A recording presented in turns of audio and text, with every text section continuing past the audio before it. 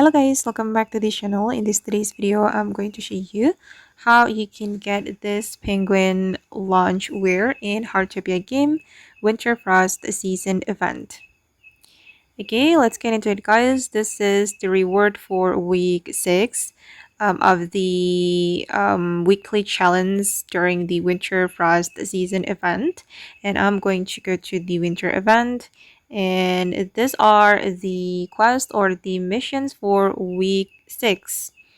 And you need to complete the missions guys. Actually, I haven't completed 3 of the missions yet, but I've already completed this one, and so on. And I've claimed this Penguin Loungewear. I've already unlocked this Loungewear. And don't forget to claim this reward on week 6.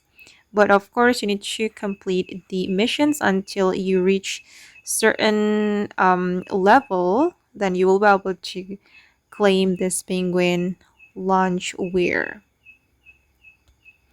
Okay guys, and that's how we can get the Penguin Loungewear on week 6 of the Winter Frost season event in Heartopia game. I hope this video will be useful for you. Thank you so much for watching and bye.